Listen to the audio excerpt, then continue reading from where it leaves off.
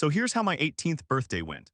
I woke up, ate a bowl of cold rice my mother had left out the night before, and went to the awakening ceremony alone. No party, no cake. My family was busy preparing my younger brother Kai's celebration banquet for next week, even though he hadn't awakened yet, because in our family, Kai was the future. I was just the warm-up act nobody asked for. Let me back up and explain how this world works because it matters.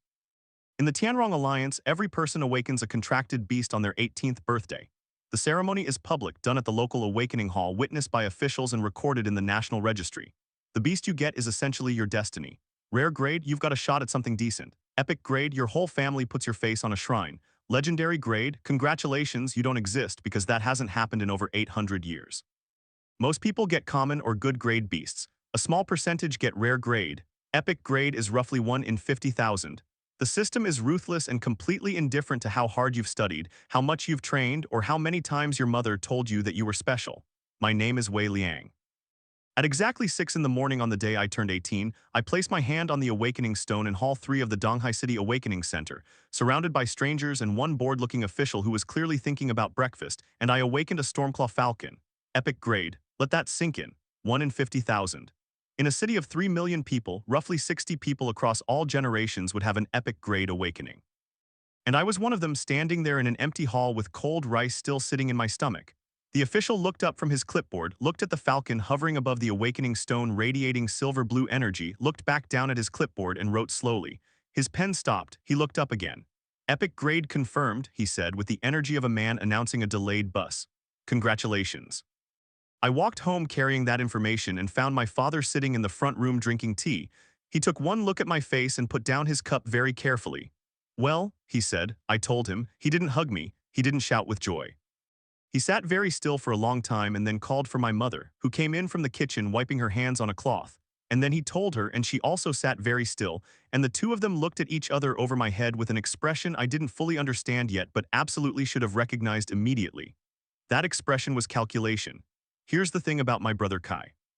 He was everything our parents had pinned their hopes on, and I mean everything, the kind of devoted parental investment that borders on a second job. Private tutors since age 8. Special meridian cultivation supplements since age 12. Subscriptions to every beast compatibility assessment service that existed. My mother once paid a fortune teller 4,000 yuan because the man claimed he could predict awakening grades by reading the patterns in someone's left ear. Kai was also, genuinely and without any cruelty intended, not academically gifted. He was warm and funny and loyal and completely uninterested in studying. He spent most of his time following a girl named Mengzia around, the daughter of the Chen family, one of the 3 major clans in Donghai City. The Chens were the kind of family that had its own private training grounds, its own specialized beast handlers, and its own waiting list for marriage proposals. Mengzia had made it mildly clear she found Kai charming but wouldn't consider anything serious without a strong beast to back it up. My father had understood this math for years. An epic grade beast in the family changed everything. It meant resources, connections, and a real shot at Kai marrying into the Chen family, which would elevate all of us permanently. The problem was it had landed in the wrong son. I want to be very clear about what happened next, because I've told this story enough times that people sometimes assume I'm exaggerating for drama. I am not. My father sat me down that evening with Kai present because of course Kai was present, and he explained the situation with the calm voice of a man who had been rehearsing this speech since approximately the moment I left for the awakening ceremony. The gist of it: beast contracts were not technically permanent at the tamer's discretion. Under the Alliance's legal framework, a contracted beast could be voluntarily released by the tamer and recontracted by another person within a 48-hour window provided the beast consented. After that window, the contract calcified and became permanent. I had 47 hours left. My father wanted me to release the Stormclaw Falcon so Kai could contract it instead. He explained this with graphs. I am not joking. He had drawn actual diagrams on paper showing the comparative benefit to the family under 2 scenarios. Scenario A, where I kept the beast, and Scenario B, where Kai got it. Scenario A had my name at the top of a small, isolated box. Scenario B had the whole family connected in an upward arc toward the Chen family crest. I was in that isolated box all by myself. My mother cried. Not immediately, but when I didn't agree on the spot, the crying started, the kind of crying that wasn't quite about sadness and was more about pressure. Kai sat in the corner looking genuinely uncomfortable, which I'll give him credit for. He at least had the decency to look like he didn't entirely want this. I said no. My father's face did something complicated. He told me I was being selfish. I told him I'd just awakened the beast 4 hours ago and hadn't even learned its name yet. He told me family came first. I told him I was family. He told me if I refused, he would cut my financial support entirely and remove me from the household registry, which in the Alliance system meant losing access to the city's subsidized training facilities, the public beast care clinics, and several other benefits that were easy to take for granted until they were gone. I sat with that for a long moment, and then my Stormclaw Falcon, who had been perched on the windowsill listening to all of this with what I can only describe as increasing personal offense, made a sound, not the battle cry falcons make in the dramatic stories, more of a soft, low trill. It flew down from the windowsill and landed directly on Kai's shoulder, turned to look at me, and very deliberately bowed its head. I stared at it. It looked back at me with its silver blue eyes and bowed its head again slowly, like it was trying to communicate something it knew I wouldn't want to hear. The Falcon had made its choice. It wanted the contract dissolved. It wanted to go with Kai. In its own assessment, rightly or wrongly, a tamer with the Chen family connection and a clear path to resources was a better future than an isolated box on my father's diagram. I felt something in my chest go very cold and very quiet. A contracted beast that actively chooses another master is a concept that exists in the Alliance's legal framework precisely because it happens not often but enough. The beast's consent isn't just a formality, it's a genuine factor. You can't force a beast to stay with a tamer it's rejected, at least not without consequences that get ugly fast. I looked at the Falcon for a long time. It met my eyes without flinching. Fine, I said, not to my father, to the Falcon. I pressed my palm to my chest, found the contract thread that had formed just hours ago, and snapped it. The pain was significant. Breaking a fresh contract is like tearing something that was still warm and hadn't fully set. My vision went white at the edges. I gripped the doorframe and breathed through it while my father moved quickly to complete the transfer, pressing the beast crystal to Kai's chest before I could change my mind. I heard Kai say my name, but I was already walking out.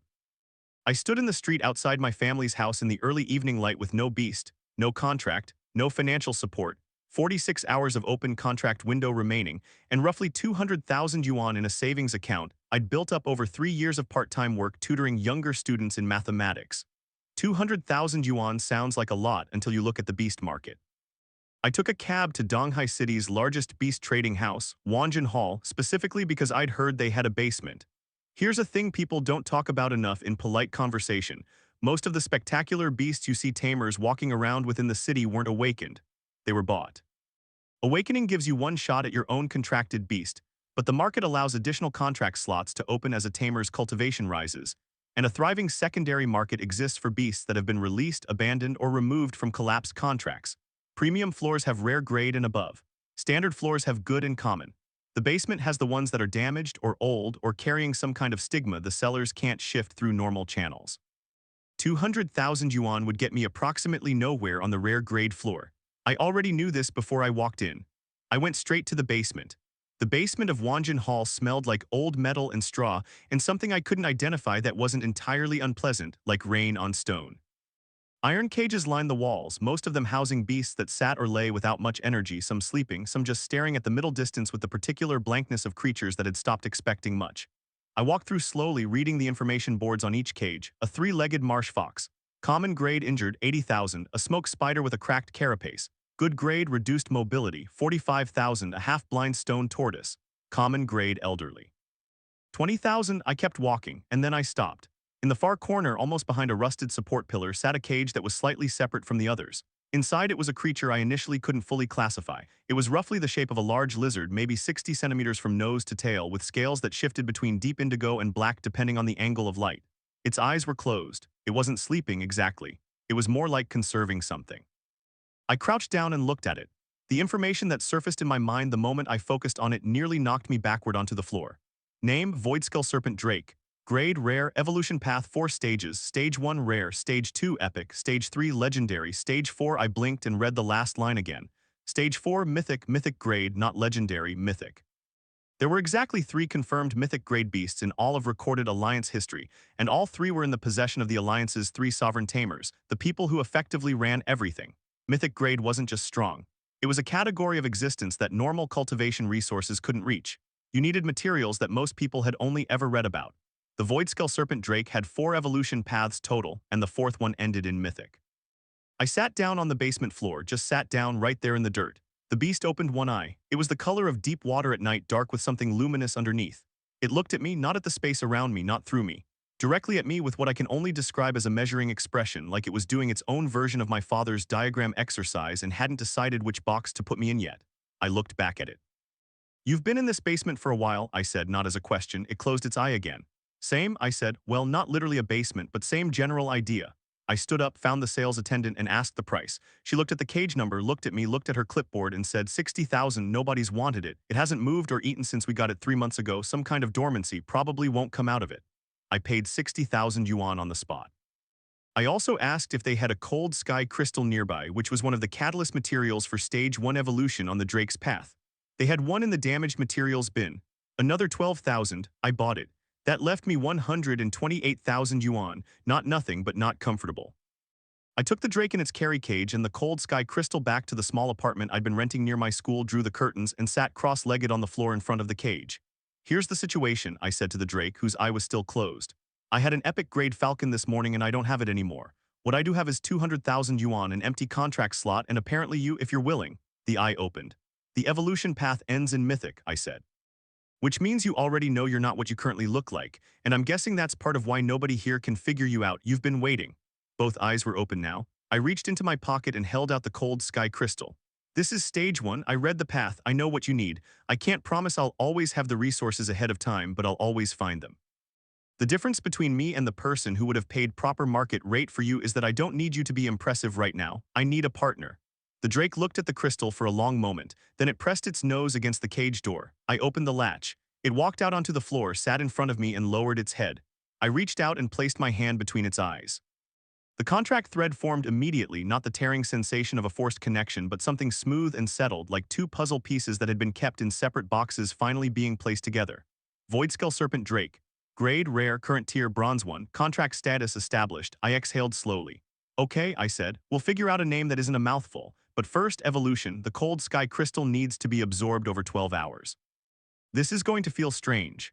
The Drake looked at me with those deep water eyes and made a very small sound, barely a rumble, like distant thunder several mountains away. I took that as readiness. The 12 hours that followed were the most anxious I'd experienced since the awakening ceremony, and that was saying something given my day. The cold sky crystal dissolved into vapor around the Drake, and the Drake's scales cycled through colors I didn't have names for, going from indigo black through something like storm green and back again. Twice it shuddered violently enough that I put my hands on its sides just to steady it, and both times it pressed back against my palms, not pulling away. By the time dawn started bleeding under the curtains, the Drake had gone still. I checked. Name, Void Skull Serpent Drake. Grade, rare. Current tier, bronze 2. Evolution progress, stage 1 complete. Next stage materials required, Ashbloom Root, Depth Tide Pearl, 3 Skybreak Feathers, still rare grade at stage 1, that was expected. The grade upgrade happened at stage 2. What was not expected was the additional line that had appeared in the status. Special trait unlocked, Void Echo. Effect once per combat can create a perfect spatial echo of itself, lasting 15 seconds that absorbs one attack completely. I stared at that for a while, a perfect spatial echo, not a partial duplicate, a perfect one capable of absorbing a full attack. That was a skill with almost no precedent at the rare grade tier. That was a skill that would be impressive at epic grade. The Drake looked at me from the floor with its night water eyes, and I decided right then that whatever else happened, I had absolutely made the right choice in that basement. I also decided it needed a name that wasn't going to take 45 seconds to say in the middle of a fight. Sue, I said, after the character for Void, because the name fit and because I'd always liked the simplicity of single character names. The Drake Sue tilted its head slightly and made that low thunder sound again. Good enough. I had 5 days before the Donghai City Youth Trial, the regional qualifier that fed into the Spark Alliance National Assessment. Before yesterday, I hadn't particularly intended to enter. My family had expected me to spend the next year building a foundation with the Falcon before attempting anything competitive. But my family's plan was now, fairly completely, no longer relevant. I sat down with 128,000 yuan, a bronze tier 2 rare grade beast with a special trait that shouldn't exist at this tier, and 5 days. First problem, the entry requirements for the youth trial required at least bronze tier 3. Sue was at tier 2, 1 tier gap, achievable but not trivially. Second problem, the trial format included a preliminary academic assessment covering beast biology, alliance law, combat theory, and what they called practical evaluation, which basically meant whether you could handle a real fight scenario without your beast carrying you completely. Third problem, I had found out approximately 40 minutes ago via a group chat I'd been quietly removed from while I was sleeping that my father had already called in a favor with the trial registration office and had Kai entered under an expedited slot, presumably to make sure Kai got priority placement in the same event I was now apparently also entering. The chat removal was a nice touch, really tied the whole day together. I made a list. 1. Level Sue to tier 3 in 5 days. 2. Study for the academic section. 3. Stop checking that group chat. 4. Win. The next 5 days had a rhythm that I'm going to describe as productive but spiritually challenging. Training a beast from tier 2 to tier 3 in 5 days wasn't impossible. The standard recommended timeline was 2 to 4 weeks at a minimum, with regular combat exposure, quality nutrition, and ideally a professional beast cultivation advisor overseeing the process. I had none of that. What I had was 128,000 yuan, a drake with a void spatial ability it shouldn't possess, the accumulated knowledge from 3 years of tutoring rich kids in beast biology so they could pass their school exams, and a personal motivation level that had been substantially upgraded by the events of my birthday. The first thing I did was go back to Wanjin Hall's basement, not for another beast, but for training materials. Basement stock was cheap, and while a lot of it was damaged or low-quality basic combat caliber materials were still combat caliber. I spent 40,000 on a selection of target dummies designed for small to medium beasts, 3 bags of iron salt combat feed that boosted physical development during active training periods, and a portable resonance monitor that would track Sue's tier progression in real time. I dragged everything back to my apartment in 2 trips and briefly considered what my life had become. The apartment was a one-room setup on the 6th floor of a building that was described in the listing as compact and vibrant, which meant small and the elevator was broken. Sue had claimed the area under the window as a sleeping spot by the second morning, coiled into a precise circle with the tip of its tail tucked under its chin. It looked ancient doing this, like an illustration from a mythology text. I had started referring to it internally as the Void Snake even though that wasn't its name and it was technically a drake because Sue the Void Snake had better narrative energy. Training started at 5 in the morning and went until noon. I set up the target dummies against the wall, cleared everything breakable from the room, and we worked. Sue was fast. Not in a showy, obvious way, but in the way that something moving through familiar space is fast, confident, and direct, covering distance with less effort than it looked like it was using. Its first instinct in every combat sequence was positioning, getting to an angle where it could attack without overextending, and I found myself watching this and thinking it already understood something that took most tamers months to teach their beasts. The Void Echo ability was the other thing. On the second day of training, one of the target dummies fired its automated counterattack sequence, a mid-tier impact strike that was designed for Bronze 3 beasts. It connected squarely with Sue's flank and I was already reaching for the recovery kit when I realized nothing had happened. Sue was untouched. Beside it, a faint shimmer in the air was dissipating, the fading remnant of the echo that had taken the hit. The dummy's sensors registered a successful strike. Sue's health monitor showed 0 damage. I sat down slowly on the floor next to the dummy, which was doing its post-strike recalibration spin like nothing unusual had occurred. A perfect spatial echo, used automatically without any command from me. Sue had triggered it on instinct the moment the strike became unavoidable. I looked at Sue. Sue looked back at me. "You've been holding out on me," I said. Sue made the thunder sound, which I was beginning to interpret as the equivalent of a polite shrug. By day 3, Sue was deep into Tier 3 progression, the resonance monitor showing steady climb. The iron salt feed was working, the combat reps were building, and the Void Echo had triggered twice more in controlled tests, both times absorbing strikes that would have landed real damage. I started testing it systematically, trying to understand the 15-second duration, the once per combat limitation, and the range. Range was interesting. The Echo materialized at Sue's current position, but could intercept attacks aimed at either Sue or me within about 2 meters. That secondary coverage, protecting the Tamer as well as the beast, was something I filed away very carefully. In a real trial combat, if something came at me directly, Sue could cover it. Academically, I studied from roughly 2 in the afternoon to midnight each night, working through every past youth trial academic assessment I could find archived online. The beast biology section was straightforward, since I'd been tutoring it for 3 years. Alliance law had a few new updates I needed to integrate. Combat theory was essentially applied problem solving, given a scenario, and asked what move or sequence produced the optimal outcome, and this was where years of watching trial footage while having nothing better to do became surprisingly useful. The one section I was less confident about was beast evolution theory at the advanced level, specifically the emerging research on multipath evolution, where beasts with more than 2 evolution routes demonstrated statistical behavioral differences from single-path beasts. The research was recent enough that it hadn't made it into the standard study guides yet, but I'd seen 2 questions on it in the most recent archived trial paper and flagged it as worth the time. On day 4, something happened that I hadn't accounted for. Kai came to my apartment. He knocked and I opened the door and we looked at each other across the threshold for a moment that was awkward in a very specific way, the way 2 people are awkward when they both know something happened that can't be unfixed, but neither wants to be the first to name it directly. Kai looked like he hadn't slept well. He had that particular expression he got when he was guilty about something, a slight tension around his jaw, eyes not quite meeting mine. "I heard you entered the youth trial," he said. "I did. Dad doesn't know yet. He will when the registration list goes public." Kai was quiet for a moment. Behind me, Sue made a sound from the windowsill area, not quite a growl, but not nothing either. Kai's eyes moved to Sue and something passed through his expression. "That's your new beast," he said. "Yes." He studied Sue for a moment. Sue studied him back with the calm, depthless assessment it turned on everything new. It looks different from the Falcon, Kai said. Very different. Kai shifted his weight and looked back at me. I wanted to tell you I'm sorry. I know that doesn't change anything. I looked at him for a long moment. The thing about Kai was that he genuinely meant it when he said things like that, which made it both better and worse. He wasn't calculating, wasn't playing angles. He just existed in a family system that had decided to use him as the access point and had been too comfortable with that arrangement to question it. The apology is noted, I said. What do you actually want to tell me? He exhaled. The Stormclaw Falcon, it hasn't fully accepted the contract. It's been 3 days and the bond is still weak.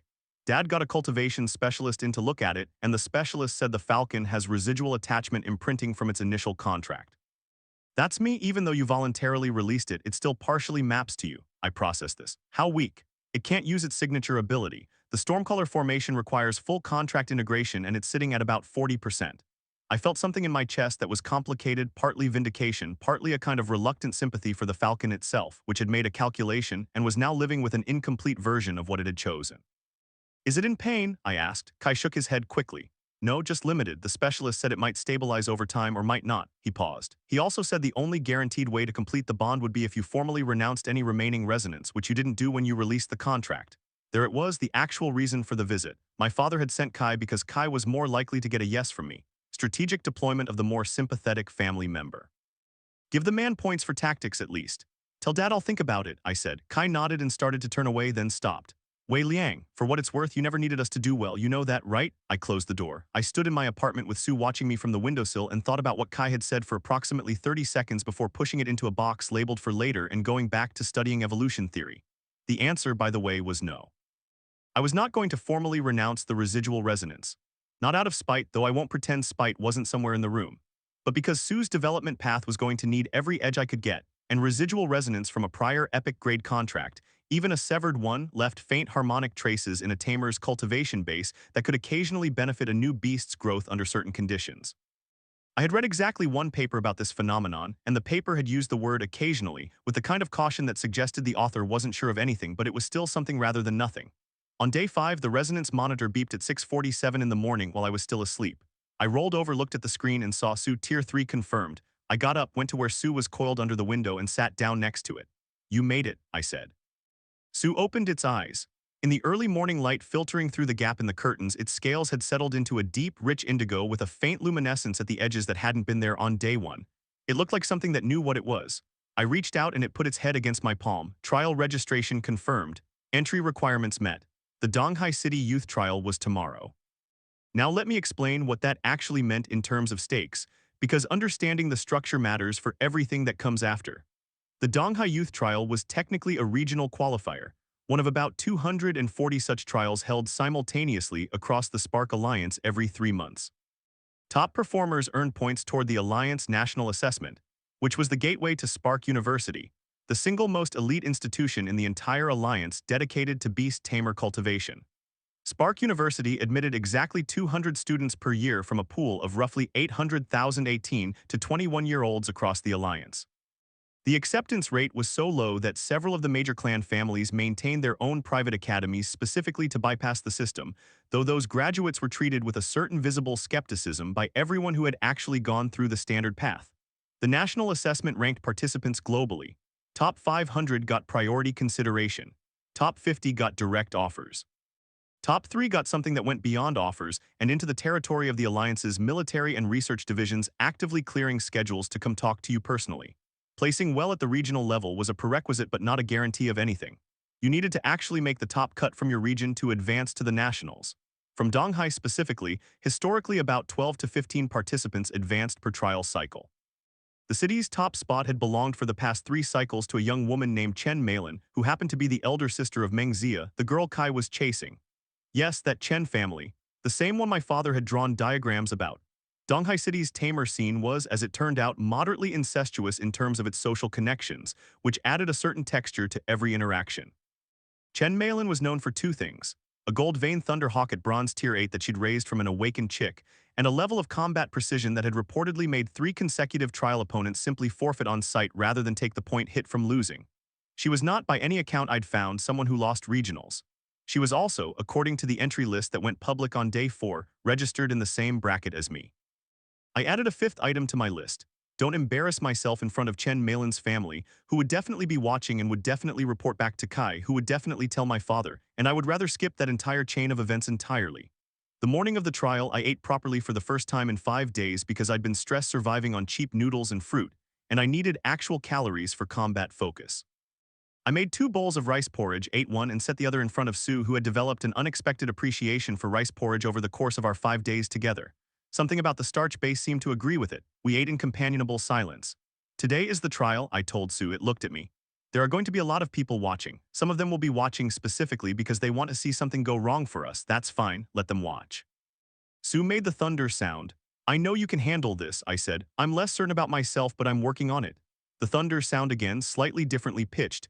I had started to think of this version as the exasperated fond variation. I picked up my registration card, put on a clean jacket, and walked out of the apartment.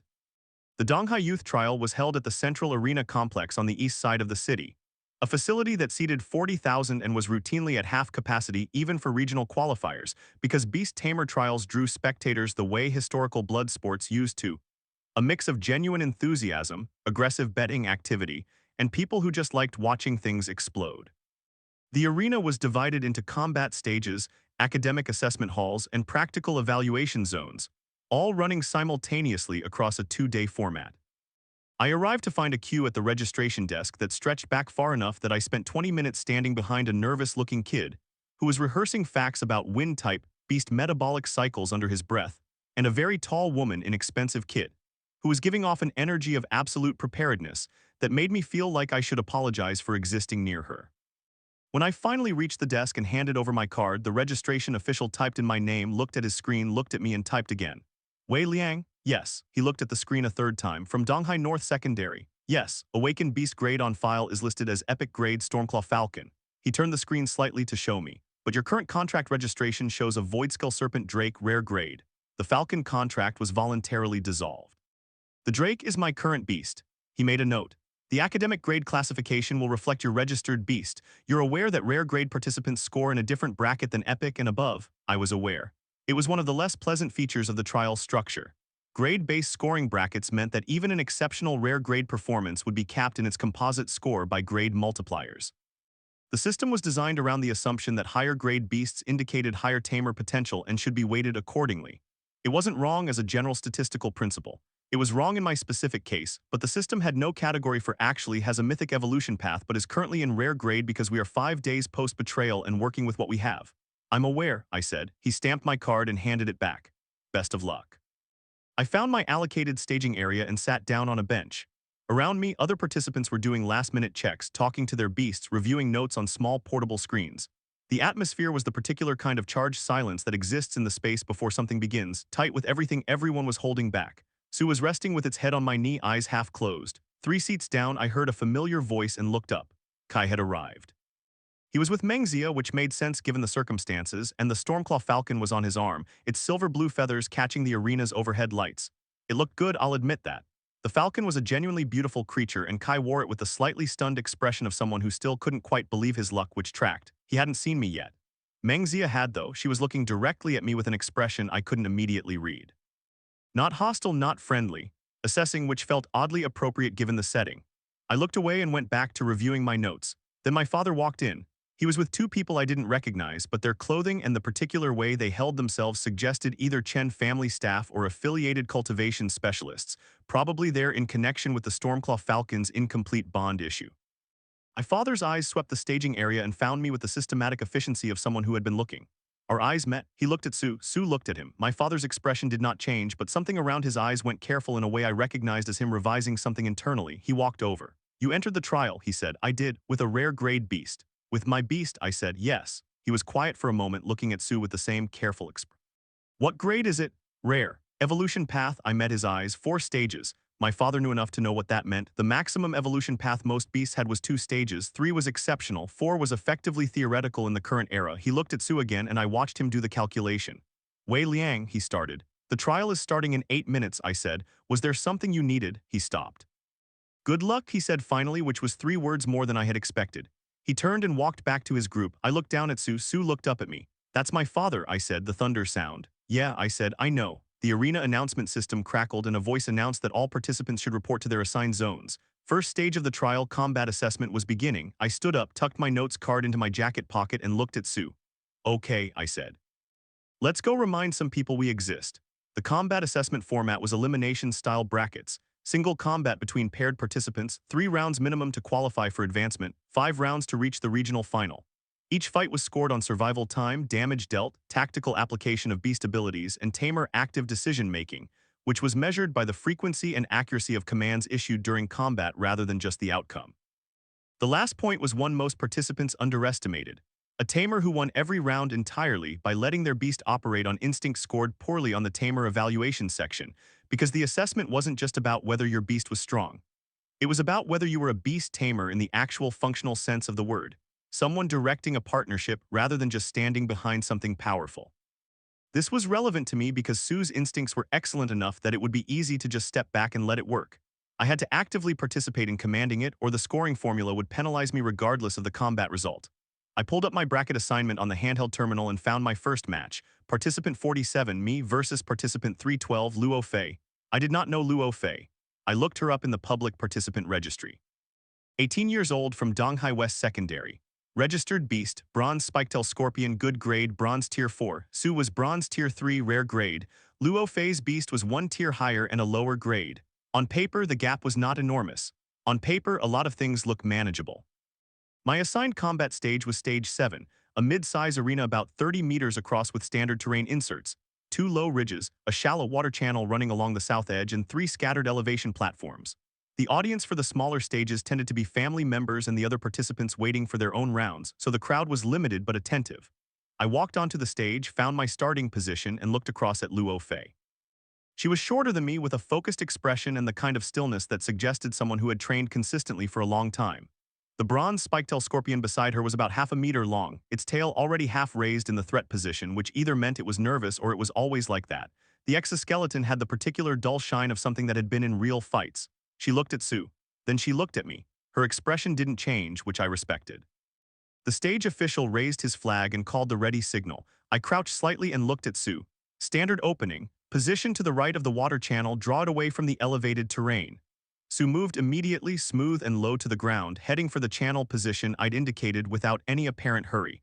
The flag dropped. Luo Fei moved her scorpion forward quickly, directing it toward the left elevation platform in a flanking approach that was textbook for scorpion-type beasts. Get the high ground and use the tail's striking range advantage. Smart.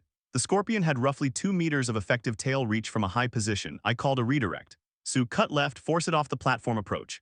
Sue changed direction without breaking rhythm, angling to intercept the scorpion's path to the platform. The scorpion adjusted, Sue adjusted. What followed for about 30 seconds was less a fight and more a spatial negotiation, each beast trying to establish favorable positioning while the tamers issued competing redirects. Luo Fei was good. Her commands were crisp and she was reading Sue's movement accurately, adjusting the scorpion's angle every time Sue changed, trying to maintain the flanking initiative. Then the scorpion reached the platform and got height. Sue, hold position, I said. Don't close distance. Wait, Sue stopped. It sat in the middle of the stage and looked up at the scorpion with what I had come to recognize as patient attention. Luo Fei called the strike. The scorpion's tail launched, a fast, clean arc from the elevated position aimed at Sue's dorsal ridge. Void echo, I said a half second before the tail connected. The echo materialized between the strike and Sue's body. The scorpion's tail hit it with full force and the echo absorbed it entirely, dissipating into a faint shimmer that was gone in an instant. The tail had nowhere to go and rebounded slightly, throwing the scorpion's balance off by just enough. Attack, left flank, direct contact. Sue was already moving. It covered the distance to the platform in what I can only describe as an unreasonable amount of time for something its size and wrapped around the scorpion's left claw before the scorpion could reset its defensive posture. The squeeze wasn't designed to damage. It was designed to pin, and it worked. Luo Fei called a withdrawal command, but the scorpion couldn't execute it cleanly from the pinned position.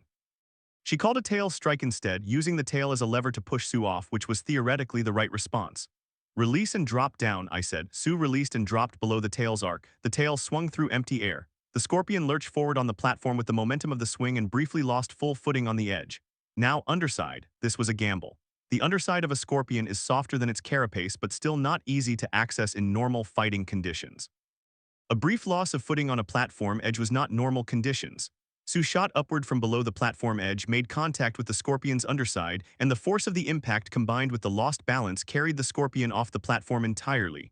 It hit the ground on its side. Luo Fei was already calling recovery commands. The scorpion rolled, got its feet under it, tail ray raised. But the fall had scored significant damage on the sensor system the arena used to calculate fight outcomes. The stage official raised his flag for a timeout review. After approximately 15 seconds, the verdict was called. Round 1, Wei Liang advances, scored combat victory. Luo Fei stood across the stage looking at Su with a different expression than she'd had at the start. Not upset exactly, more like she'd just recalculated something. Good fight, I called across. She gave a small nod. I walked off stage 7 and the first thing I noticed was that my father was standing near the stage exit. He had watched the whole round, he said nothing. He watched me walk past with an expression that was doing several things at once, processing what he'd seen, revising something again, and underneath it, something I recognized reluctantly as a kind of pride that had arrived significantly too late to be comfortable for either of us. I kept walking. Rounds 2 and 3 were less interesting in the narrative sense and more interesting in the data sense. Round 2 put me against a participant with a bronze tier 4 rare grade earth tortoise, a defensive beast whose strategy was essentially to create a fortified position and wait for opponents to make mistakes. This was the kind of match that could last 20 minutes if both sides were cautious. I didn't want to spend 20 minutes on round 2. Su, I said at the start of the round. Do you remember the pressure technique we worked on in training? The one against the larger dummies? Su made the thunder sound in the affirmative variation. Use it now, sustained, don't give the tortoise room to settle. What followed was Su applying consistent movement pressure, never staying in one position long enough for the earth tortoise to establish its defensive shell formation, redirecting every time the tortoise tried to anchor, keeping it reactive rather than proactive. The earth tortoise was built for patience, and patience requires a stable environment. Su denied it that environment continuously for 4 minutes until the tortoise's stress responses started triggering its own movement, and a moving earth tortoise is a significantly less effective earth tortoise. The match ended at 6 minutes and 12 seconds with a decisive score. Round 3 was the one that started to draw spectators. My opponent was a young man named Shanbo, who had a silver wind crane at bronze tier 4 epic grade and a reputation in the local circuit for aggressive aerial tactics. He was currently tracking at the top of the early bracket scoring. The silver wind crane was fast, had a ranged attack capability in the form of compressed air blades, and operated much better at height than at ground level. My bracket assignment against Shanbo was, statistically speaking, a loss. Rare grade versus epic grade at comparable tiers was not a favorable matchup under normal circumstances. This was known. The spectators who began drifting towards stage 7 for round 3 were most likely there to see the math play out. What they were about to see was the math getting into an argument with reality. The silver wind crane was in the air before the flag dropped. Literally. Shanbo had pre-positioned it hovering above the stage center, which was technically legal but close enough to gamesmanship that the official gave him a pointed look. The crane was a beautiful creature, white-silver with wingtips that left faint trails of compressed air when it banked, like visible wind made solid for a moment before dissolving. It was also, from a tactical standpoint, an obvious answer to whatever I was planning to do on the ground. I spent the 3 seconds before the flag dropped looking at the stage geometry. Ridges, water channel, elevation platforms, standard layout. The crane wanted to stay high, Su couldn't match it in the air. Water channel, I said to Su quietly, stay in it. The flag dropped. The crane dived immediately, Shanbo's command crisp and precise, sending it into a spiraling attack pattern aimed at forcing Su into the open. Air blades materialized at wing angle and launched in a spread pattern that covered most of the stage floor. Su was already in the water channel, moving along it with the water giving it a speed boost that surprised me. I hadn't fully anticipated the environmental bonus on a water-proximate Drake, but I should have, given Su's elemental type. It covered the length of the channel in about 4 seconds while air blades detonated around it, the channel walls absorbing or deflecting most of the spread damage. Shanbo recalibrated. He sent the crane in lower, trying to get an angle into the channel directly. Up and right, used the ridge. Su came out of the channel at speed and used the ridge terrain to get elevation, launching itself upward with the ridge as a ramp. It was still below the crane, but the gap was smaller. The crane adjusted, pulling higher. Void echo. I said it before the crane's next air blade volley launched, which meant the timing was a read, not a reaction. I had watched Shanbo's command pattern across 3 seconds and identified the interval. The volley came out. The echo materialized and absorbed the first blade of the spread, which disrupted the spread pattern just enough that the remaining blades went wide. The crowd was quiet for exactly 2 seconds and then was not quiet. It wasn't the absorption that got them. It was the timing. I had called it before the attack, which visually looked like either prediction or a cheat. The stage official reviewed the monitor footage and confirmed it was clean, which meant I had genuinely read the timing. The murmur that went through the crowd after the official's confirmation was the specific sound of people recalculating their expectations. Shanbo heard it too. He pushed harder, driving the crane into a more aggressive close-range pattern that sacrificed some of its height advantage to bring it into range for direct physical contact, which was a mistake. The silver wind crane was a ranged attacker by nature and temperament. Forcing it into close-range engagement put it in Sue's operational territory. Sue did not let the moment pass. I won't describe the last 90 seconds of the round in detail because what it amounts to is Sue being very good at what it does in close-range contested space, while I issued 17 commands in 90 seconds, which was apparently the highest Tamer command frequency recorded on stage 7 for the day, and the combination of the void echo timing, the environmental channel usage, and the command frequency produced a scoring result that the scoreboard displayed for about 3 seconds before it updated, like it was double-checking its own math. Round 3, Wei Liang advances. Combined combat and Tamer assessment score, 840 points. Shanbo was at 720 from his 3 rounds. The scoreboard put my running score in the top bracket on a screen above the stage area, because the arena system cross-tallied all the stages in real time, and when I walked off stage 7 for the 3rd time, the small audience that had gathered was looking at me with an expression I hadn't anticipated and didn't entirely know what to do with. I found a quiet section near the staging area, sat down on a bench, and checked on Sue. No injuries. Energy levels normal. The void echo would reset to available after a full rest cycle, which the arena schedule allowed for before the next round. I was giving Sue a piece of dried fish I'd brought specifically as a combat reward when someone sat down next to me. I looked up. Chen Malin. Up close she was taller than the broadcast footage suggested, with the kind of composed energy that came from being genuinely good at something for long enough that you stopped needing to perform it. Her gold-veined Thunderhawk was perched on a stand beside her, watching Sue with the alert interest of a top-ranked beast sizing up an unknown quantity. Wei Liang, she said, it wasn't a question. Yes, I watched your round 3. I know your reaction was polite. She'd been in the audience with a small group that included Meng Zia. Her expression during the match had given nothing away. She looked at Sue. That rare grade, the void echo, where did you find it? Basement of Wanjin Hall. Something shifted in her expression. You went to the basement. I had 200,000 yuan and 46 hours left on my contract window, I said. The basement was my option. She was quiet for a moment. I know about the Falcon, she said, and your family, my sister told me. The Alliance is a small world. It is, she paused. I'm telling you this as a relevant piece of information, not as a social calculation. My family is watching you not because of the trial score. Because of what you did with the contract dissolution. She looked at me directly. The way you handled it, you could have fought it legally. The voluntary release under family pressure has grounds for contestation under alliance law. You didn't use them. I just met Sue, I said. I wasn't thinking about legal grounds. I know, that's exactly the part my family is interested in. I looked at her. What does that mean? Chen Malin stood up. Means the Chen family has been looking for a secondary house alliance that isn't about the Stormclaw Falcon. She looked at Sue one more time. Whatever that is, it isn't rare grade. Not actually, I don't know what it is, but it isn't rare grade. She walked away. I sat with that for a moment. Then I looked at Sue. Sue had finished the dried fish and was watching Chen Malin walk away with an expression that on a human I would have described as thoughtful. She's perceptive, I said, the thunder sound. Yeah, we'll deal with that later. I looked at the scoreboard display. First, your brother needs to take a look at something. Kai's round 3 match was happening on stage 3, and from where I was sitting I could see the stage monitor. The Stormclaw Falcon was struggling, not in a way that was obvious to a casual observer, but in the command-response intervals, there was a lag that kept recurring at the moments when Kai needed the Falcon to execute complex patterns.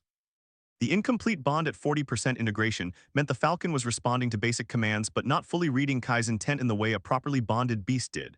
It won on power alone because it was still epic grade and the opponent wasn't, but it was fighting below its capability and the Tamer assessment score was going to reflect that.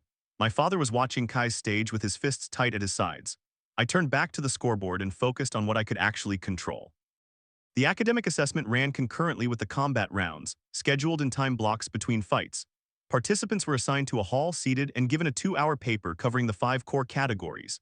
My session was in the late afternoon of day 1, which meant I was coming off the adrenaline of 3 combat rounds and trying to redirect that into careful analytical work, which is roughly like trying to switch from sprinting to chess mid-stride. I sat down, turned over the paper, and read the first question. It was about wind-type beast metabolic cycles. I laughed quietly to myself because the nervous kid in the registration queue that morning had been right to study that. The universe occasionally has a sense of humor. The paper went through beast biology systematically, and I worked through it with the steadiness that came from having spent 3 years making sure other people understood this material well enough to pass their exams. There is a particular kind of knowledge clarity that comes from teaching, where your own understanding gets stress-tested every time someone asks, but why? And you have to produce an answer rather than just a fact. I had been stress-tested on beast biology by approximately 212 students over 3 years, and my understanding was in excellent shape. Alliance law was cleaner than expected. The recent updates I'd studied were present in exactly the form I'd anticipated. Combat theory gave me 3 scenario questions that were genuinely interesting. the kind that had more than one defensible answer and were clearly testing reasoning over recall. I took my time on those, writing out the logic chain rather than just the conclusion, because academic assessors for these sections tended to score reasoning quality over answer matching. The evolution theory section had 2 questions on multi-path evolution. Both of them were pulled from exactly the research I had flagged on day 2 and spent extra time reviewing. The questions asked about the behavioral variance patterns in beasts with 3 or more evolution paths and the statistical correlation between path count and early-stage special trait emergence. I knew those answers, not just from studying. From watching Sue develop the Void Echo at Tier 2, with 3 observers confirming that rare-grade beasts essentially never produced independent spatial abilities at that stage, without having a deeper evolutionary architecture underlying them.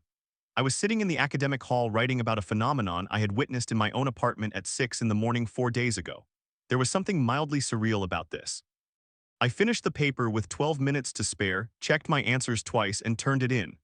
I found a bench outside the hall, sat down, and Sue climbed into my lap, which it had started doing in the apartment and apparently intended to continue regardless of venue. It was a somewhat impractical arrangement given that Sue was now the size of a large cat and had scales, but it seemed to find the position comfortable, and I was not going to be the one to tell my Drake it was too big for lap sitting when it had bronze Tier 3 offensive capabilities. A few participants who walked past us gave the combination a slightly wide-eyed look. "You're making people nervous," I told Sue, the thunder sound. "I know you think that's fine." The scores from day 1 posted at 7 in the evening, compiled from the morning combat rounds and the academic assessment. The arena system displayed them on the large screens at each quadrant of the facility, and there was always a gathering crowd around these screens at posting time. I was eating noodles from a stall near the east entrance when my name appeared, not in the middle of the list, not in the lower third, at the top. Wei Liang, combat score 840, academic score 94, Tamer assessment composite 91, total day 1 score 1025. Second place on the overall board was Chen Malin at 987.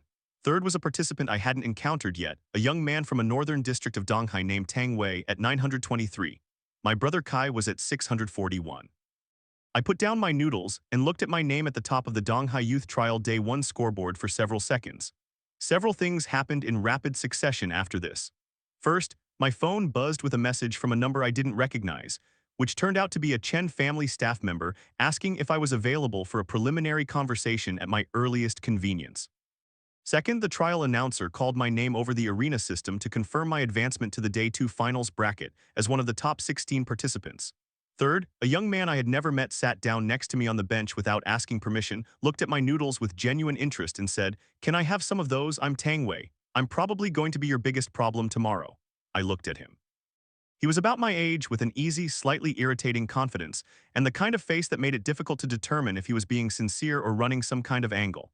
His beast, a Darkshire Leviathan eel in compact juvenile form, was coiled around his left arm like a bracelet and had the still, watchful quality of something considerably older than its current physical form.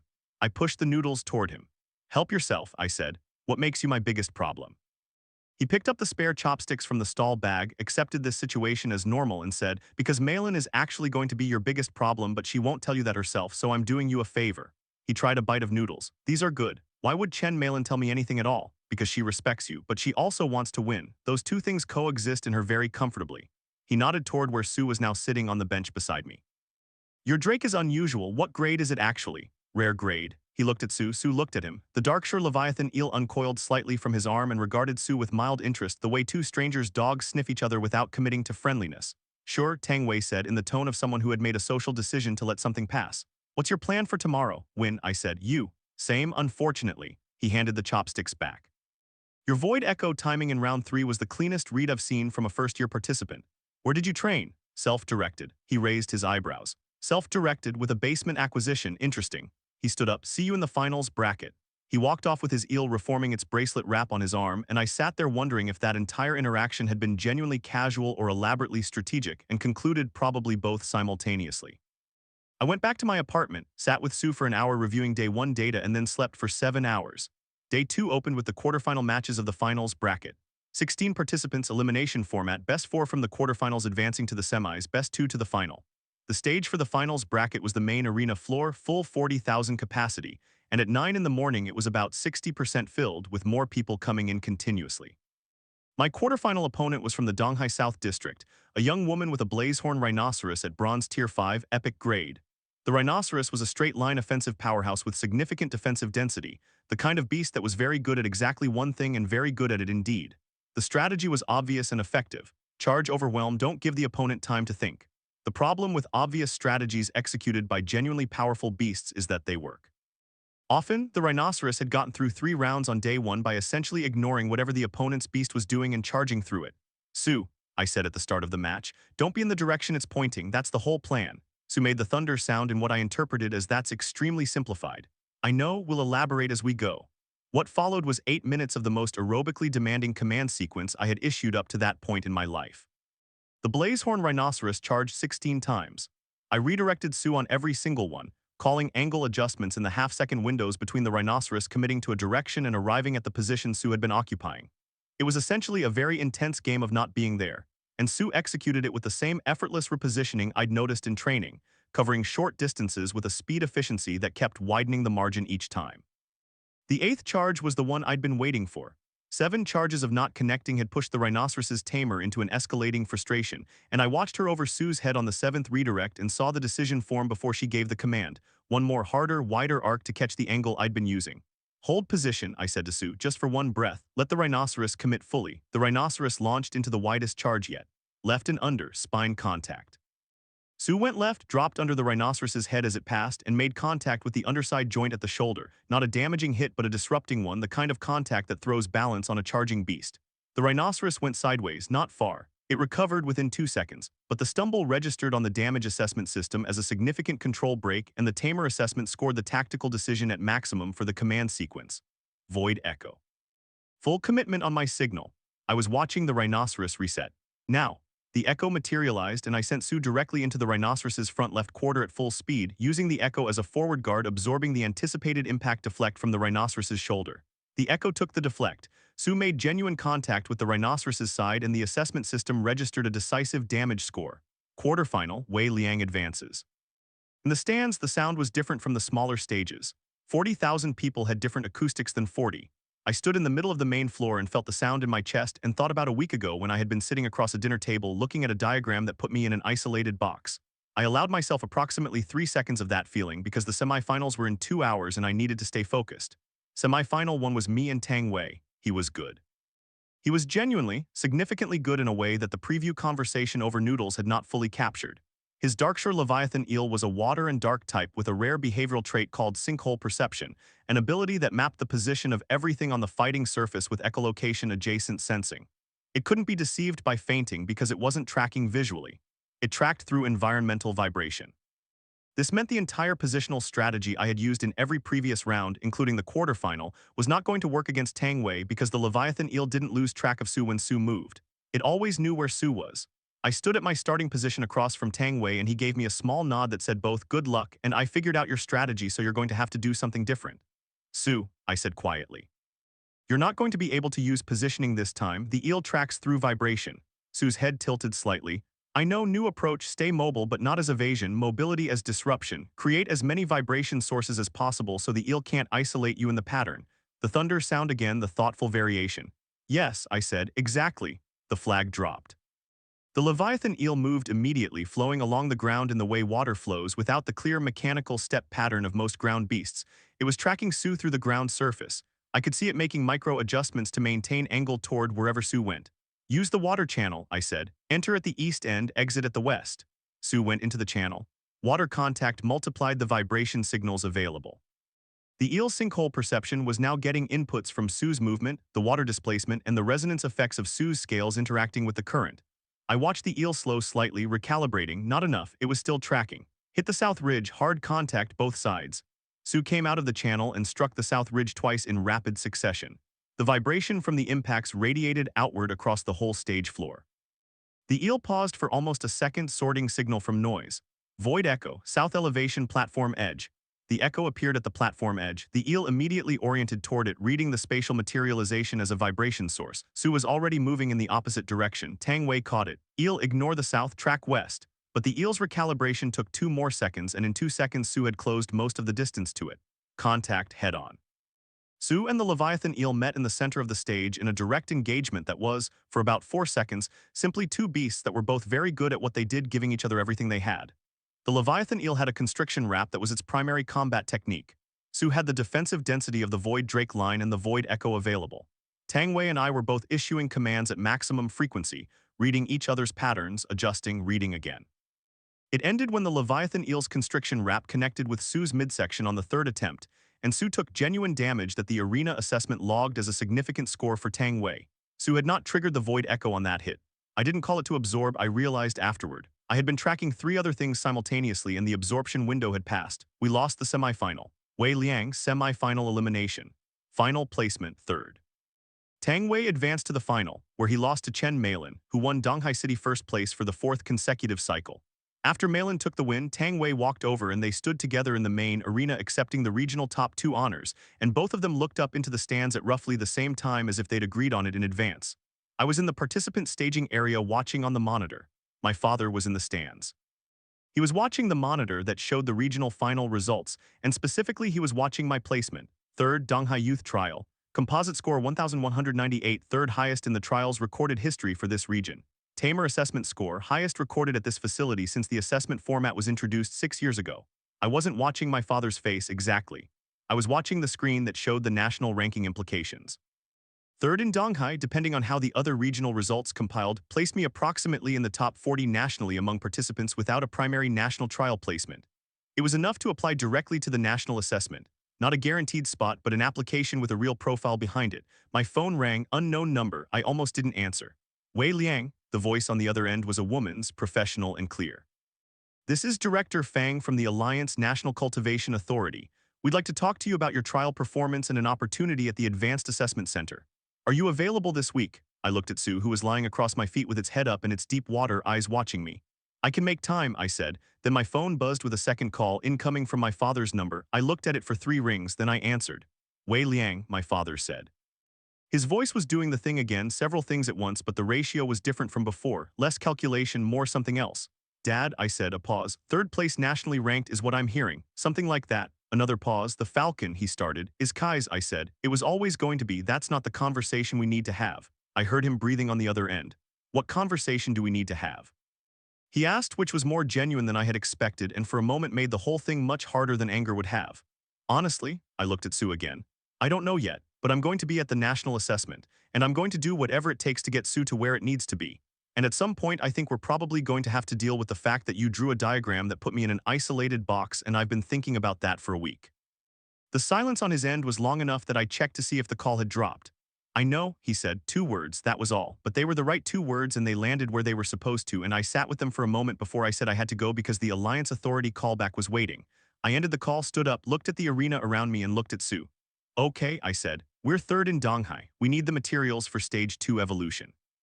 We need to prepare for the national assessment, and we need to figure out what the Alliance Authority wants before we walk into that meeting blind. Su stood up, stretched in a way that involved the entire length of its body in a ripple from nose to tail, and looked at me with those night water eyes. Right, I said, one thing at a time. But here's the thing about being 3rd in Donghai with a beast that has a 4-stage evolution path ending in Mythic. One thing at a time was not going to be the speed this story moved at. Because the moment the trial results posted nationally, the isolated box on my father's diagram had been replaced by something that looked considerably less like isolation and considerably more like a starting position. And I was just getting started. The Alliance National Cultivation Authority operated out of a building in the capital that looked from the outside like a moderately serious bank. This was somewhat by design. The authority handled everything from national trial oversight to resource allocation for strategic class tamers. And the people who ran it had learned over generations that the more important the institution, the more useful it was to not look like the most important institution in the room. I took a high-speed rail to the capital the morning after the trial because Director Fang's callback had suggested sooner rather than later.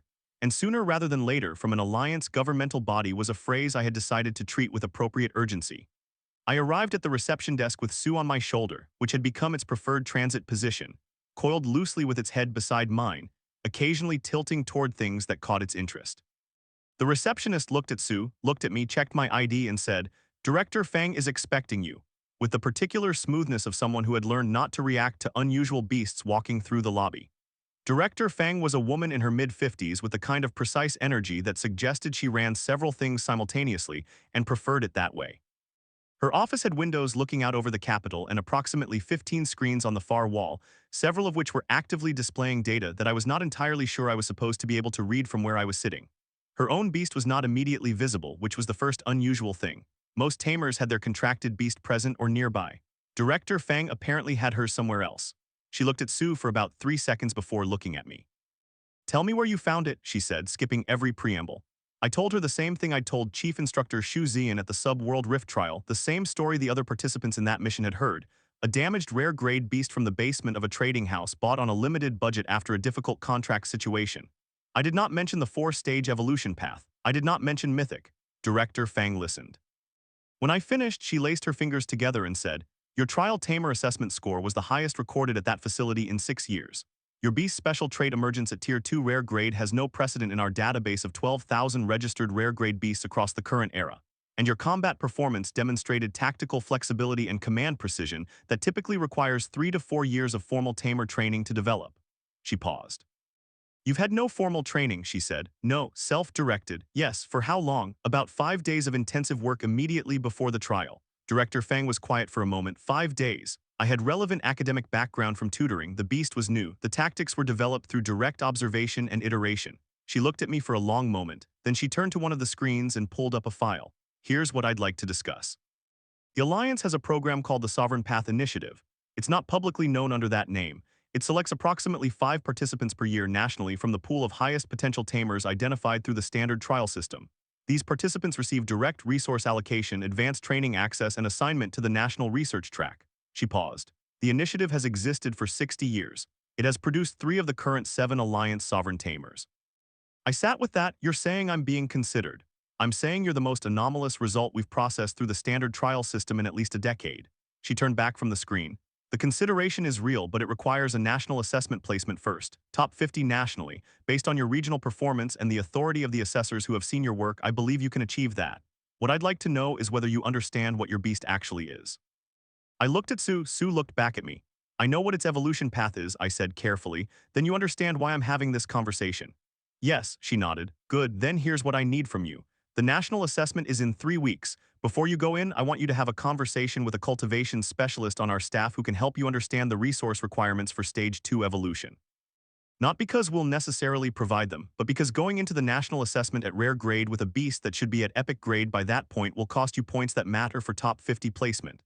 I hadn't mentioned Stage 2 materials to her. She knew about them anyway, which meant she knew more about Sue's path than I had told her. I decided not to make this observation out loud. "I need 3 materials for Stage 2, I said. "Ashbloom root, depth tide pearl, and 3 skybreak feathers." Director Fang opened a drawer and slid a sealed envelope across the desk to me. "The specialist's contact information is in there, also a research grant application. If your assessment goes as I expect, it's pre-approved. The materials are covered under the application budget if you go through the proper channels." She stood up, which was clearly the ending of the meeting. 3 weeks, Wei Liang, don't waste them." I walked out of the Alliance Authority building with the envelope in my jacket pocket and Sue on my shoulder and stood on the Capitol Street for a moment. Then I opened the envelope. Inside was a contact card for one Dr. Mei Suyan, Senior Cultivation Specialist, Alliance Research Division, a sealed application form for the research grant, and tucked under both of those a single handwritten note that said only the depth tide pearl will take the longest to source. Start there. I stared at the note. Director Fang knew the materials, she knew the path. She had sent me a personal handwritten note telling me to start with the hardest one. I put the note back, sealed the envelope, and pulled out my phone to find Dr. Mei Suyan's contact. Sue made a sound beside my ear, not the thunder sound, something quieter and more sustained. I tilted my head toward it. "I know," I said. "Things are moving faster than I thought." The thunder sound, the gentle version. "Yeah, I think so too." Dr. Mei Suyan turned out to be a compact, fast-talking woman in her early 40s who kept several beasts in her office at all times. Not contracted to her personally, but as research subjects.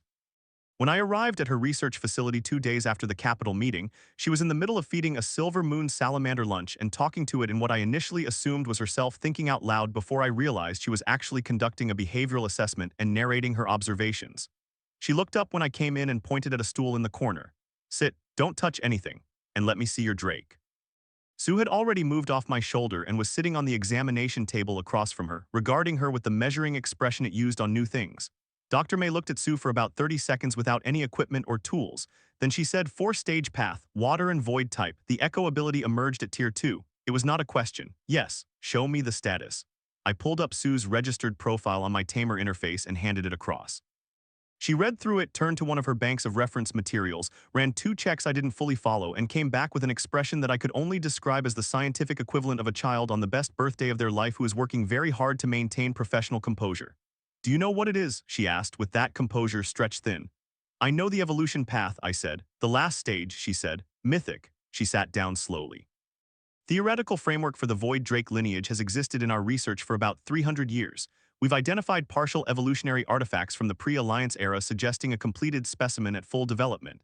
No confirmed living example in recorded modern history. She looked at Sue. Until apparently a 17-year-old from Donghai bought one from a basement for 60,000 yuan. To be fair, I also paid 12,000 for the cold sky crystal. She stared at me. "That was a joke," I said, partially. Dr. Mei Suyan turned back to Sue and said with genuine feeling, "This is the most important beast discovered in my lifetime." Then more practically, stage 2 materials. The ashbloom root is cultivatable. I have a supply on hand from a different research track that I can redirect under the grant. The skybrake feathers require a wind-type mature specimen in the molt cycle. We have a cooperating reserve in the Eastern District that produces 3 to 4 feathers per month. I can source 3 from the current cycle. "And the depth tide pearl?" I asked. She folded her hands. "The depth tide pearl forms naturally in the deepest territorial waters of the Shanghai Rift, a sub-world rift about 80 kilometers off the eastern coast. It's currently in Alliance-controlled status, but access to the core zone requires a navigation clearance that normally takes 6 months to process." She paused. "Director Fang suggested you start with this one. She mentioned that. She also flagged your file to my department 6 hours after your trial results posted," Dr. Mei said, "which is faster than she's moved on a Tamer file in the last decade." She looked at Sue again. "There is one option for expedited Shanghai access. The Alliance runs a quarterly survey dive to the Rift's secondary zones to monitor ecosystem stability. It's not the core zone, but depth tide pearls occasionally migrate to the secondary zone during pressure tide cycles." She checked something on her tablet. "The next survey dive is in 11 days. If I flag your participation as a research assistant attachment to our ongoing Void Drake documentation study, the clearance can go through in 48 hours. 11 days for the pearl. 2 days to process the other 2 materials, which left me just over a week before the national assessment." "Do it," I said. The Shanghai Rift dive was, in terms of sheer strangeness, the highlight of the preparation period. The survey team was 4 people plus me, deployed from a research vessel to the Rift entry point aboard a pressurized submersible that Dr. May's department maintained for exactly this kind of work. Sue was, as always, with me, and the submersible systems registered it with moderate concern, and then apparently decided it wasn't their problem when Dr. May signed off on the passenger manifest. The rift underwater was nothing like what I had expected from textbook descriptions of sub-world rifts. Surface rifts always had that atmospheric shimmer, the feeling of a spatial boundary you were about to cross. The Shanghai Rift looked, from the submersible viewport, like somebody had taken a section of the ocean floor and replaced it with something from a different ocean entirely. The colors were wrong, deep indigo and bioluminescent green, where the surrounding real ocean floor was gray-brown silt. The pressure tide cycles Dr. May had mentioned were visible as slow pulses of brighter color rippling outward from the rift center every few minutes. The depth tide pearl was a product of those pressure pulses. The rift's internal energy cycles created a specific mineral crystallization event that produced pearls at the boundary zone between the rift and the surrounding water. During a pressure pulse, the pearls that had formed in the interior got pushed outward to the secondary zone. We had one scheduled pulse during our survey window. I waited in the submersible with Sue on my knee and watched the countdown on the survey team's timer. The team leader was a marine researcher named Dr. Cho who had made this dive 11 times and wore the weathered patience of someone who spent a lot of time waiting for geological events to happen. Sue was watching the viewport with intense focus. Its scales had shifted slightly, the indigo going deeper and more saturated, reacting to the rift proximity in a way that made the back of my neck prickle. The Void Drake lineage was, as Dr. May had explained, a water and void type, meaning it had a fundamental affinity with spatial boundary events. Sitting next to a sub-world rift was probably the single most environmental resonance that Sue had experienced since its formation. The timer hit 0. The pulse was visible as a wave of brighter color rolling outward from the rift center, and as it passed through the secondary zone outside our viewport, a scattering of small luminescent objects became briefly visible in the water, kicked up from the boundary sediment. Depth tide pearls, about 15 of them in the survey window. The survey team deployed collection equipment and began the retrieval process. Dr. Cho allocated 3 to my research attachment allotment, which was what we needed. Sue pressed its nose against the viewport the entire time the pearls were being collected, and when the collection pod was brought aboard and I held one up, Sue made a sound I had never heard it make before. Not the thunder sound, something higher and more urgent like a question. Yes, I said, though I wasn't sure what I was answering. Soon. The evolution happened 6 days before the national assessment in Dr. May's laboratory with proper equipment monitoring every stage of the process. I won't pretend I was calm about it. I had been calm about most things in the past 3 weeks, but this was the most significant biological transformation my dragon was going to undergo until we were much further along, and the gap between rare grade and epic grade was not just a number on a ranking system. It was a qualitative shift in what Sue was capable of being. We laid out the three materials. I explained each one to Sue the way I had explained the cold sky crystal in my apartment, and Sue lowered its head and made the question sound again. You already know, I said. You've known since before I found you. Sue looked at me. I'm not going anywhere, I said. That's the part you needed to confirm. Everything else is just materials and time. Sue placed its head against my palm, the same gesture as the first night, and the evolution began. What happened in the laboratory over the next 4 hours Dr. May recorded comprehensively and subsequently described in a research paper that I later learned was the most cited beast cultivation document published in the Alliance that year.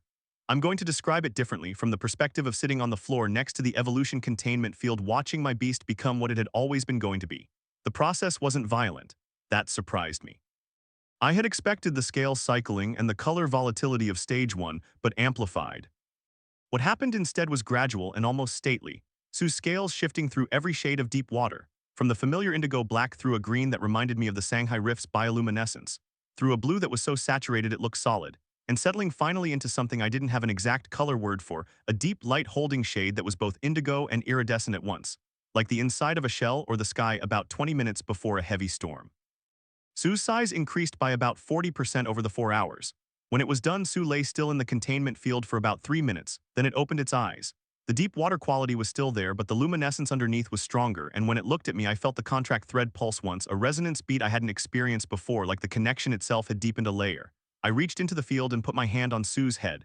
Status update, Void Skull Drake. Grade Epic Tier Bronze 4. Evolution Progress Stage 2 complete.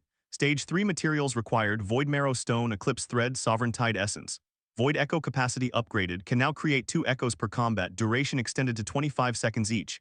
New ability unlocked, Depth Pressure Domain, passive, creates a pressure zone within 12 meters that applies a 30% speed reduction to hostile targets.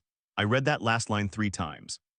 A passive speed reduction zone, 12 meters, 30% to all hostile targets within it. Dr. May was looking at her monitors with the expression she'd been maintaining since I arrived, the barely contained professional composure version. That passive, she said, combined with the Void Echo upgrade is a combat profile that currently has no equivalent in the Epic Grade classification database. I know, I said. Sue made the thunder sound. The new version had a slight resonance to it, deeper and more sustained, like the same voice in a larger room. I know, I said again, this time differently. The national assessment was in 6 days. We were ready. The Alliance national assessment took place in the capital at a facility purpose-built for it, a complex that was essentially a city block repurposed for evaluation purposes, with combat stages, academic halls, practical zones, and a monitoring infrastructure that fed results in real time to Alliance headquarters and via live broadcast to about 40 million people watching nationally. 40 million. I found this out from Tang Wei, who met me at the participant registration entrance on the morning of day 1, wearing the specific expression of someone who had already done all their worrying and come out the other side into a kind of focused calm. You made it, he said. You doubted it. No, he looked at Sue, who had evolved since the regional trial, and his expression shifted. That's not the same Drake. It's the same Drake. He looked at it more carefully. Epic grade was visible in a way that rare grade wasn't, a quality of presence that registered even before any abilities were demonstrated. Sue had that now, the depth and stillness of something that knew its own weight.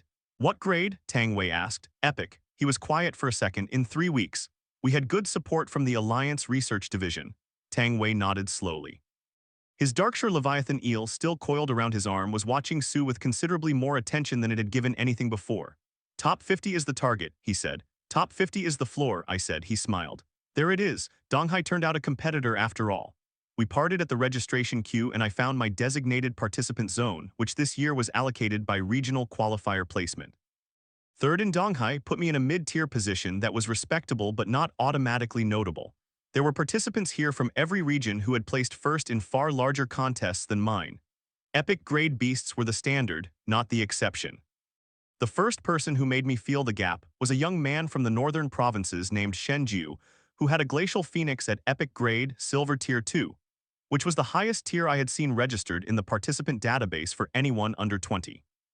He was the current #1 nationally ranked junior tamer, had been for 18 consecutive months, and he walked through the participant staging area with the specific energy of someone who was exactly where they expected to be and found no part of it surprising. He also happened to stop next to me while I was reviewing the day 1 schedule and look at Sue with the first real interest he'd shown anything since arriving. "Unusual," he said. "Thank you." He looked at me. I wasn't complimenting it, I was describing it. He looked at Sue again. "What evolution stage is this?" "Second." "Grade?" "Epic." Shenju's expression didn't change. "Path length?" I considered not answering. Then I considered that deflecting was going to make it look like I had something to hide, which was both true and unhelpful. "4 stages," I said. Shenju was quiet for 1 second, 2 seconds. Then he said, "I'll see you in the finals bracket," as though it was simply a fact, turned and walked away. I looked at Sue. Sue watched Shenju walk away with that measuring expression. "He's going to be harder than Tang Wei," I said, the thunder sound. "I know you know I'm thinking out loud." Day 1 combat ran the same format as the regional trial, but at a compressed timeline.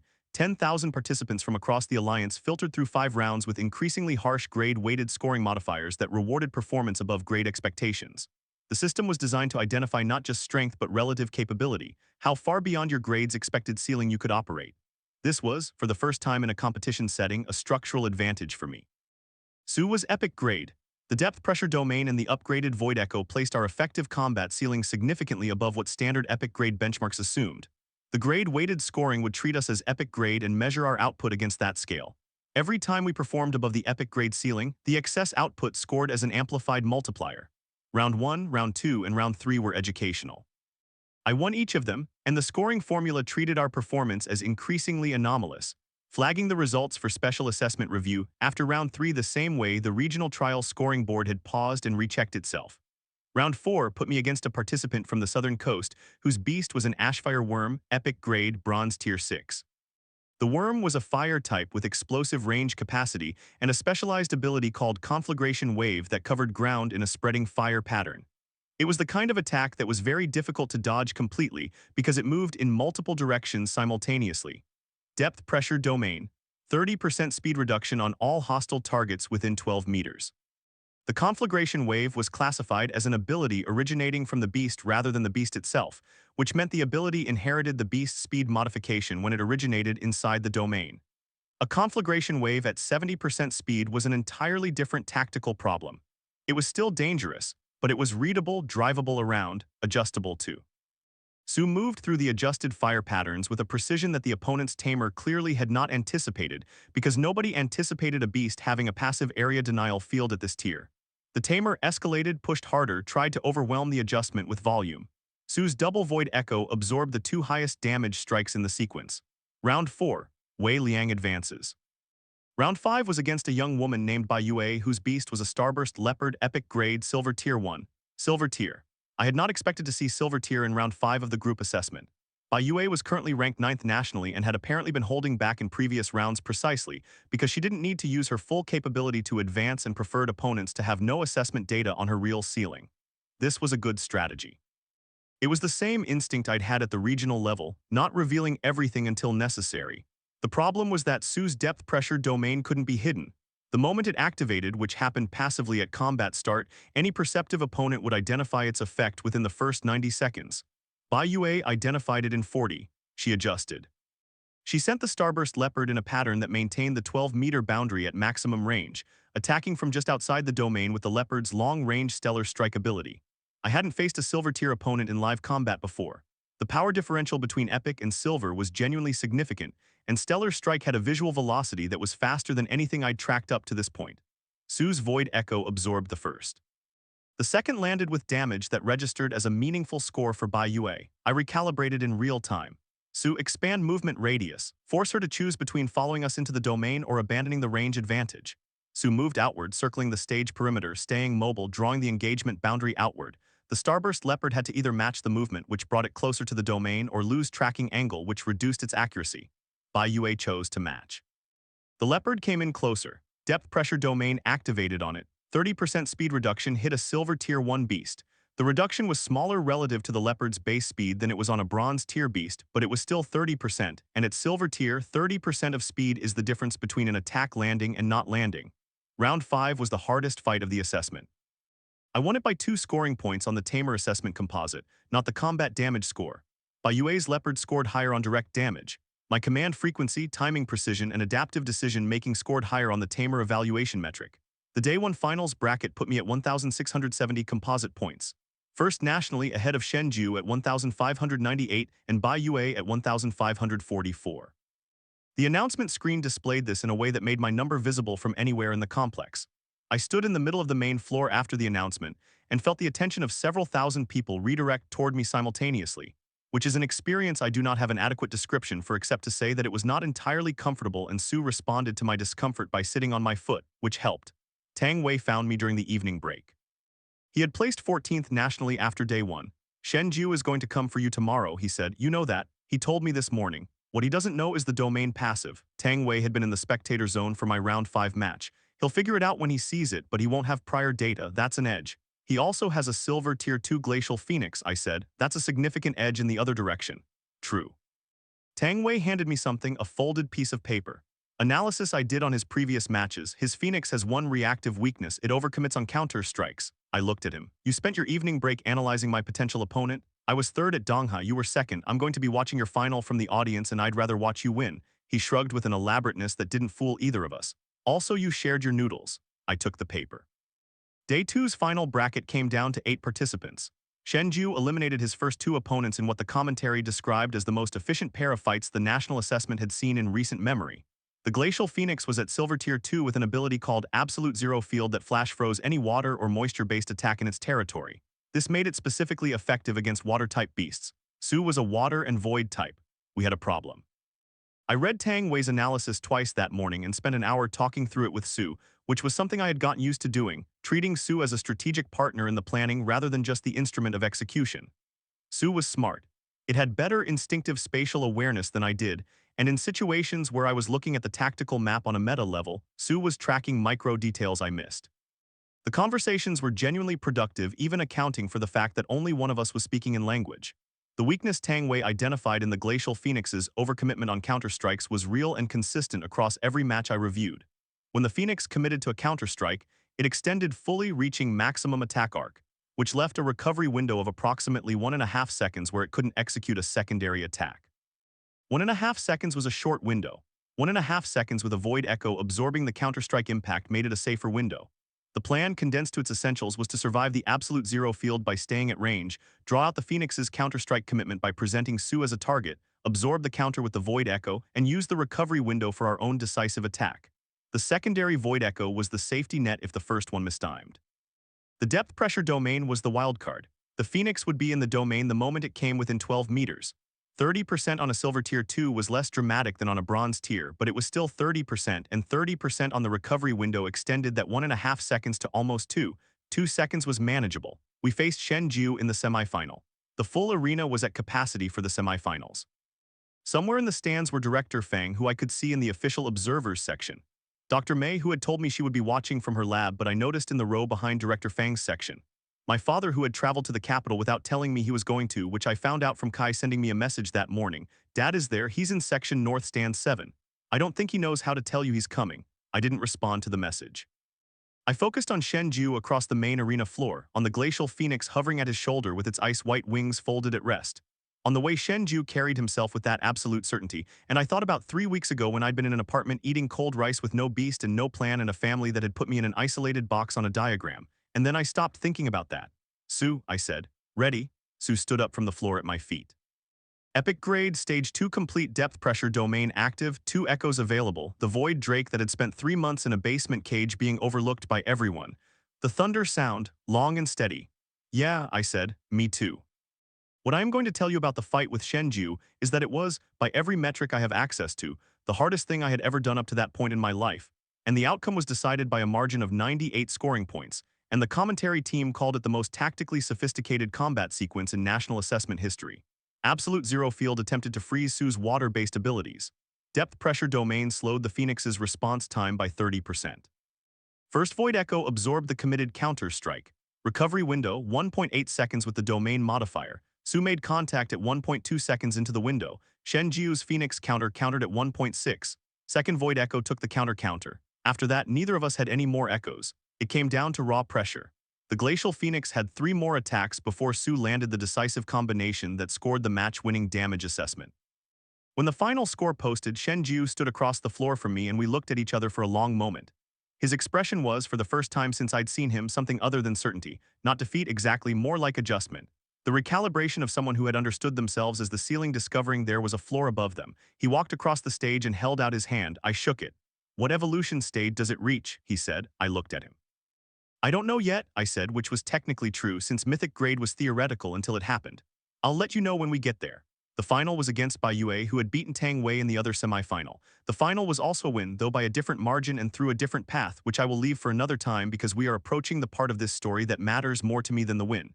National Assessment Results Day 2 Final Rankings. First place, Wei Liang, Donghai District. Composite score, 2,890. Rating, SSS. The SSS rating had not been issued at the national level since the assessment format was updated 4 years ago. The scoreboard displayed this for a full 10 seconds while the system verified it. Then the arena was very loud. I stood in the middle of the main floor with Sue at my side and the sound of 40,000 people doing math about what had just happened washing over us.